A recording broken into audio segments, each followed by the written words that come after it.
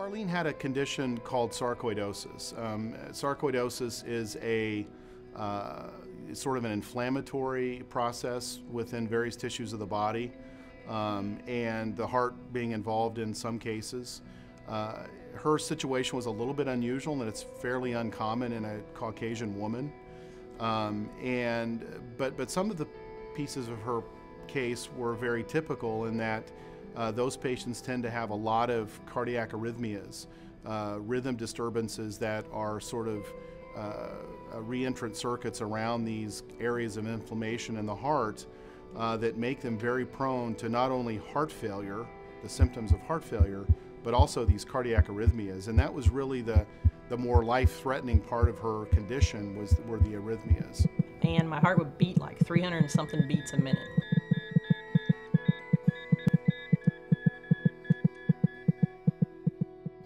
And you know, it was just very frightening for me. And then the defibrillator would go off, and 19 times of a defibrillator going off definitely gets your attention.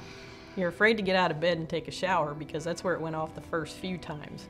So you wake up in the morning, you know you got to take a shower, and you're scared to get in there because you think, oh wow, I hope this defibrillator doesn't go off. And many times it did. And the worse my heart was, the more it was failing, the more times the defibrillator went off.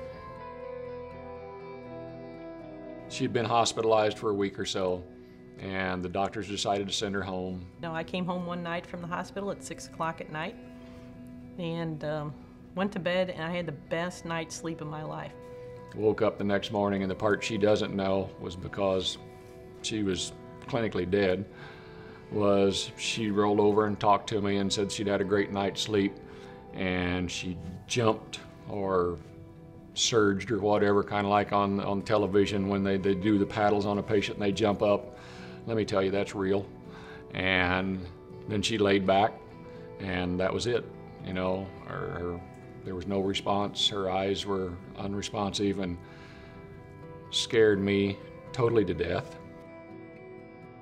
So I jump across her chest. I've had CPR training, and so I'm yelling at her and shaking her and just getting ready to start doing compressions because a few seconds have passed. You know, when it's happening, it seems like your life.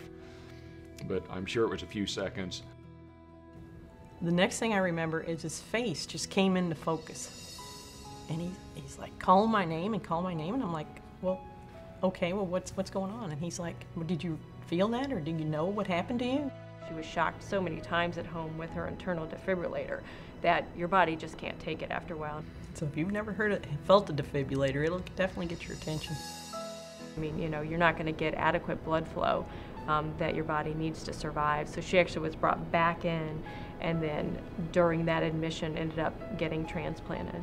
I never thought it would happen to me. So from November, walking around, being fine, thinking I was healthy, which I thought I was, but to June of last year is when I got my heart transplant. So that's how quick your heart can go.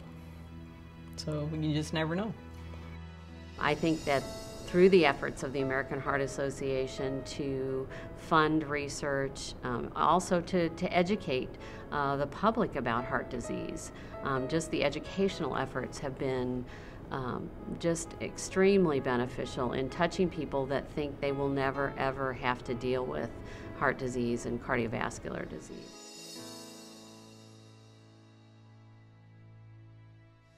You have to count on all kinds of people. Your family, just to keep you going, keep your attitude up.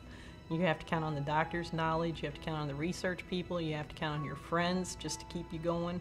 And you know, I just can't say enough things about the donor family who was generous and kind enough to leave me an organ that was compatible to me. And obviously I'm doing great. I hope it can continue like this.